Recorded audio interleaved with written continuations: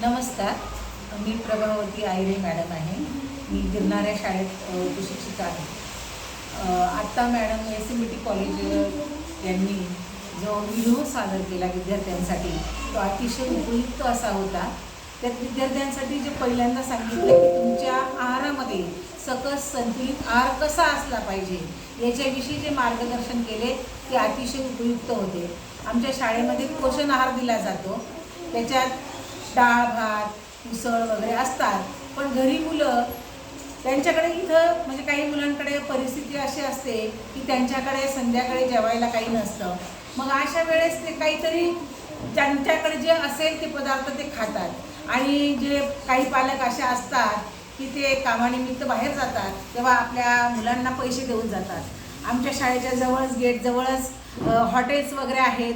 तिथं पाववडा किंवा सँडविच कुरकुऱ्यांचं पाकिट हे जास्त प्रमाणात असतं आणि मुलं ते घेतात.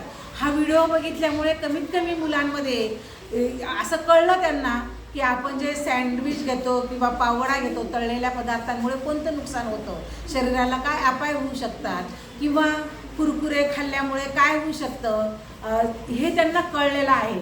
आणि म्हणून आम्हीसुद्धा शिक्षकांनीही बघितलं, विद्यार्थ्यांनीही बघितलं आणि आम्ही निश्चितच प्रयत्न करणार आहोत की विद्यार्थ्यांना त्या खाण्यापासून आम्ही टाळणार आहोत आणि घरी त्यांना कमीत कमी त्यांच्या डिशमध्ये किंवा जेवणाच्या ताटामध्ये त्यांना आम्ही काकडी गाजर टोमॅटो हे जे फळं जास्तीत जास्त खाण्याचा त्यांना सल्ला देणार आहोत आणि सकस संतुलित आहारमध्ये भाजी पोळी कडधान्य याचा वापर करायला सांगणार आहोत. तसंच जेवताना TV बघणं मोबाईल बघणं याचे आम्ही मुलांकडनं दररोज त्यांना विचारणार आहोत की तुम्ही हे TV मोबाईल बघणं बंद केले आहे की नाही. तसं आम्ही पालकांकडेही तसं फोन करून त्यांना विचारणा करणार आहोत आणि झोप जास्तीत जास्त घेण्याचा प्रयत्न त्यांना करण्याला सांगणार आहोत पालकांकडनं. तशी आम्ही अपेक्षाही करणार आहोत, पालकांकडनंही सांगणार आहोत आणि आमच्या विद्यार्थ्यांना तुमच्या व्हिडिओमुळे जास्तीत जास्त फायदा झाला, आम्हालाही फायदा झाला असं मी म्हणते आणि थांबते.